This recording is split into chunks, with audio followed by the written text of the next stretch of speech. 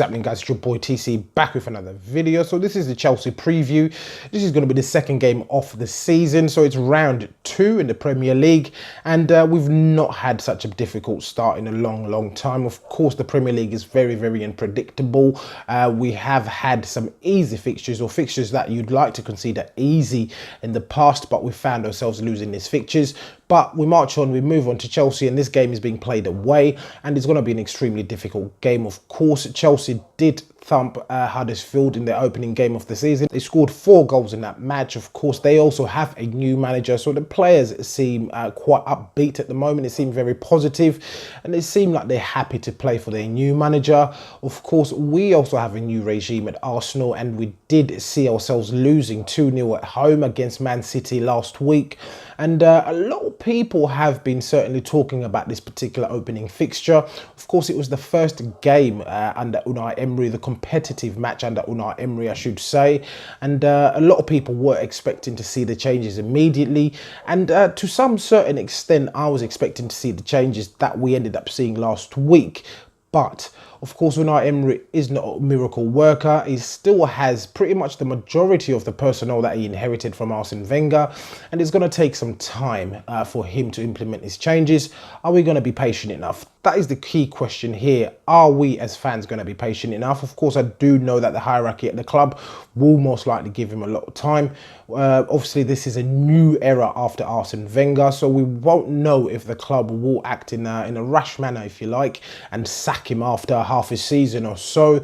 But of course, I'd like to think that the club will give him some time to build the team he wants, to get the team to play the football that he wants.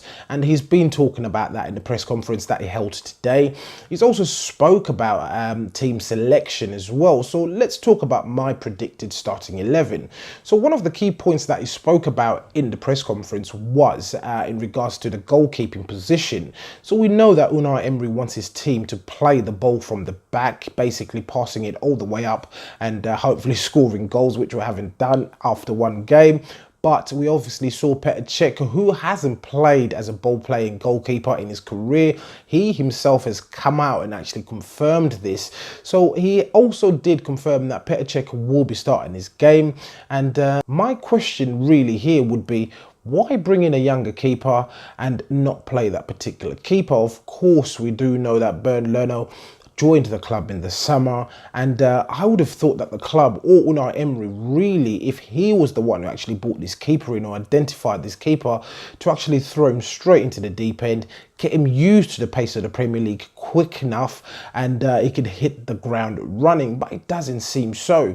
The boss has actually confirmed that Petr Cech will be starting in goal. So in goal, we will have most likely Petr Cech. He's also confirmed that Nacho Monreal is now match fit. So we will most likely see Nacho Monreal at left back due to the absence of Kolasinac as well as Ainsley Maitland-Niles. In the centre of defence, we are most likely to see the same partnership we saw last week, and that will be of Sokratis and Mustafi. Both of them really, I wasn't too happy with them in terms of the performance overall. They were a bit too slow, in particular when the second goal went in. Their reaction times were extremely slow, in my opinion. At right back, I'm assuming, again, we will see Hector Bellerin. He will certainly be starting in that position. What I would like to see in the midfield will be a little bit of balance. So maybe if we can see Torreira getting a start, as well as Ramsey, and we can see Ozil at the top of that diamond.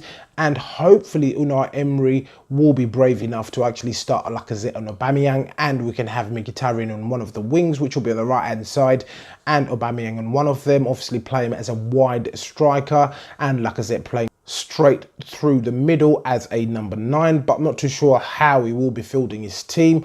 Of course, Unai Emery also confirmed that Danny Welbeck is now fully fit. He's returned to full training. Of course, he came back from his holidays quite late, but he's certainly returned to training, and we should see most likely feature in that game against Chelsea. So as mentioned, Chelsea are fairly positive at the moment. They've got a new manager trying to implement his new style. Of course, Sarri is an extremely good manager, but it seems as if in recent years, under Wenger, really last season and a few seasons before, we've seemed to have cracked Chelsea. Of course, one good example would have been in the FA Cup final, where we obviously beat them. Chelsea was one of those bogey teams that we really couldn't beat. Not a bogey team as such, but it was one of those top clubs that we used to struggle to beat. In most recent years, that's turned out to be Man City. Man United, we get a draw here and there, but Chelsea, it seems as if we've cracked them.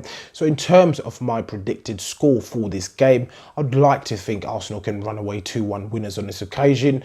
I had previously called for 7 points from the first 3 fixtures, but now we're down to 6 points overall that we can take from the first 3 fixtures. So I do believe we can go ahead and take 3 points in this match. Of course, as usual, guys, please do let me know what you think in the comments below. If you're watching this video and you're not subscribed to the channel, please do make sure that you do hit that subscribe button. So once again, guys, it's your boy TC from I'm Gonna Talk TV, and I'm out.